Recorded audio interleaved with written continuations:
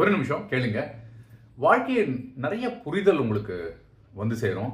பல சிச்சுவேஷனில் பல இன்சிடென்ட்ஸை நீங்கள் பார்க்குறப்ப உங்கள் மனசில் தோன்ற எண்ணங்கள் எல்லாம் இருக்கு இல்லையா, அதுதான் நம்ம பக்குவப்படுத்துது.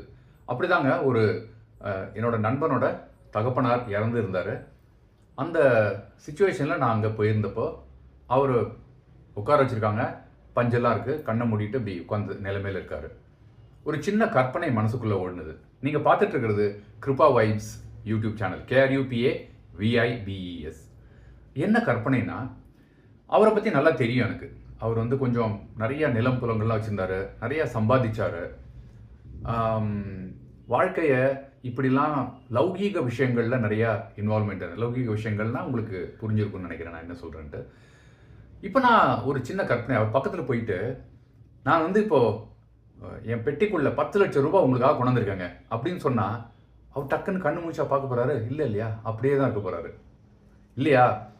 நீங்கள் ப்ரைம் பீரியடில் என்னென்னலாம் விரும்புனீங்களோ அதெல்லாம் நான் கொண்டு வந்திருக்கேங்க, உங்களுக்கு வேணுமா அப்படின்னாலும் அவர் ரியாக்ட் பண்ண போகிறது இல்லை.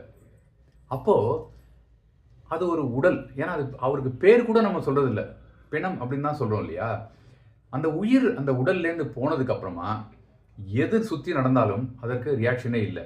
அப்போது இதெல்லாமே தேடிட்டு ஓடிட்டு இருக்கோமே வாழ்க்கையில், அந்த வாழ்வுங்கிறத எப்படி உணர்கிறோம், அந்த உயிர்ங்கிறத எப்படி உணர்ந்து நாம் பலருக்கு உபயோகமாக இருக்கணும், நாமும் எப்பவுமே சந்தோஷமான ஒரு சூழல்லே இருக்கணும். இப்போ இது யோசிச்சு பாருங்களேன், நீங்கள் தான் இந்த ஃபவுண்டன் ஆஃப் ஜாய் அப்படின்னு நினச்சிக்கங்களேன்.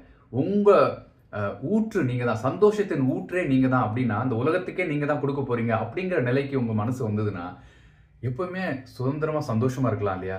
அந்த ஒரு வாழ்க்கை தாங்க நம்ம வாழணும். தேடல் இருக்கணும், தேடலுக்கு நம்ம எல்லாம் எடுத்துக்கணும். எதுவுமே வேண்டான்னு சொல்லலை, பணமும் வேண்டான்னு சொல்லலை, அதுவும் அவசியம். ஆனால் அது மட்டும்தான்ங்கிறது இல்லாமல் நம்ம வாழவும் ஆரம்பிக்கணுங்கிறது தான் தாழ்ந்த வேண்டுகோள். Thank you so much. பாய்.